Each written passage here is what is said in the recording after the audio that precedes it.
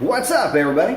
So this is going to be my recap of my experience with Lonestar Moparfest, and I want to send a big shout out to everybody that caught me either walking around the event in the staging lanes or in the drivers meetings. It was great to meet you guys and shake your hand. I hope you guys had a blast out there. Sounds to me like some of you guys were.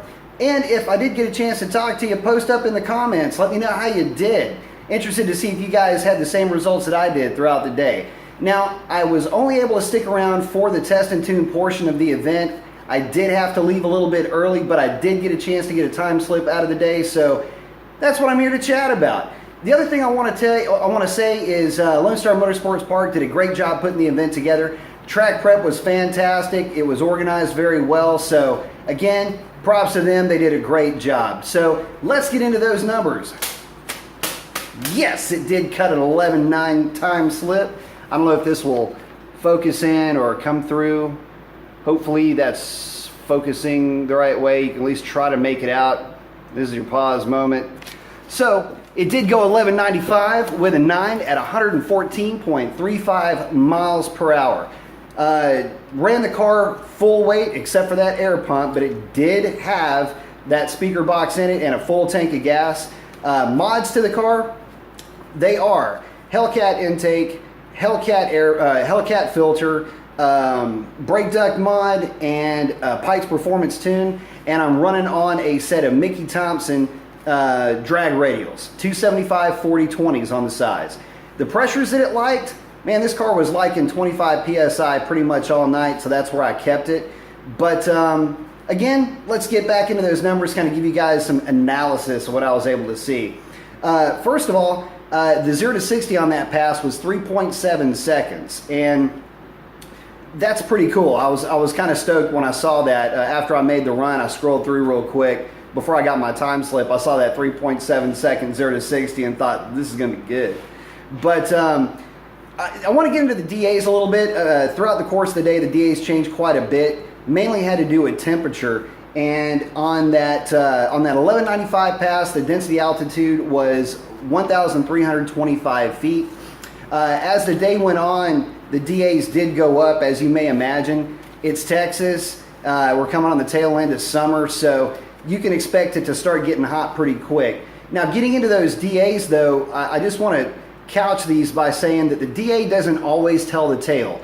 Track prep plays a big part in that, and when I made my passes, track prep was fine. If anything, that 1190, by the way, really, I should have launched harder. That could have been a high 1180. That's how good that track was hooking. Did a half-second roll-on that first pass, and I mean, it hooked hard. So yeah, the car was definitely running good. But again, I'm kind of getting off subject here. Talking about the DAs, and they don't always tell the tale. When I made that first pass, it was about 66, 68 degrees, something like that. And like I say, the track prep was great. The car was able to sit for a bit before it ran, so it was nice and cool. Went out there and popped that 1195. Now, although I will say that if the car did run an 1195, you know, it's not like I'm running 1195s in 2,500 foot DAs at, you know, 90 degrees outside. So I'll still say it's a low 12-second pass, or a low 12-second car, but it did cover that 11-second time slip. So anyway, getting back to it, throughout the course of the day, the second pass was made quite a bit later. It was made about 3 hours later, and cars were moving around quite a bit. Car did get a little bit warm in the staging lanes, but 1732 was the next DA that I ran at, and on that pass it went 1212 at about 112 miles an hour. Lost a little bit of mile an hour, and main reason for that was by the time I started making passes again, temperatures were already up into the mid 80s. Sun had been out all day. Track was hot. Just ambient temperature started going up, and yeah, it was close to an 11-second pass. You know, 1212 starting to get down in there. Anytime you can cut a 12-teen, that's a good pass. The last pass of the day, density altitude was 1,867 feet. And on that pass, it went 12:15 at just under 113 miles an hour. Now, what I want to talk about on those two passes though is the 60 foot and how that affected the ET. On that 1195 pass, I did a 177 60 foot. For these other two passes, looks like I was hovering around 185, 182, 183, actually 183.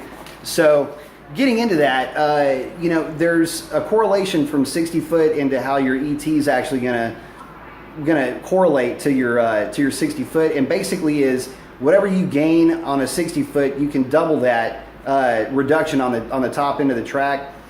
On that 1212, yeah, if I'd have had a little bit better 60 foot, it would have absolutely gone 11s again. What I tried to do on that one is there were quite a few cars going down the track. I tried a little bit softer launch because there were so many cars going down the track, and throughout the course of the day I was concerned with track heat, the track going away a little bit, so launched a little bit softer. Should have launched harder. The car bit just fine. Ran a 12-12, not a big deal. The last hit of the day, tried to launch a little bit harder, got a little bit of spin coming out of the hole. Again, can't blame it on track prep though. It was just hot by that point. I mean, it was about 85, 86 degrees, but I mean, sun beating down on that track, can't expect too much.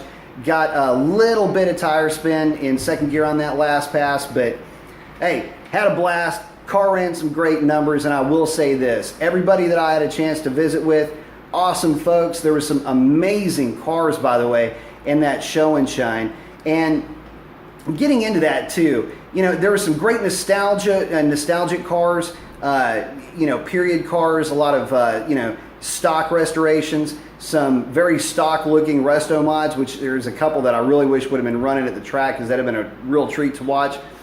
And then there's the other side of the coin. There's the guys that, you know, are more into only the visual appearance and the visual punch of their cars. And although, you know, you got to remember, there's all different types of points of view when it comes to this type of a hobby. And although some of it wasn't really to my liking or to my taste, I should say. But after talking to some of the guys, because I just had to know more about their motivation for putting some of these cars together, just to respect the amount of work that they had put into it. You know, once you start talking to them, you realize that's their passion, and I might like going fast. They like looking kind of cool, and it might look like a spaceship to me, but to them it looks fantastic. So, hey, to you guys, it was cool to see your cars. Great to talk to some of you guys and learn a little bit more about what makes some of that aspect of the hobby tick, so to speak. But anyway, getting back to it, the car ran great. Just got through nut and bolting the thing. No fluid loss, didn't consume a drop of oil, nothing as far as coolant, no leaks, everything's nice and tight. So even though I didn't get a chance to stay for the entire event, again, I did have to leave right after the test and tune. Still, it's great to see everybody, see everybody's cars, get a chance to meet you guys, and just experience the day for what it was. Just a really good time, getting to play with my car a little bit, and hope you guys had a chance to do the same as well. That's a wrap for this one. Catch y'all on the next one. Adios.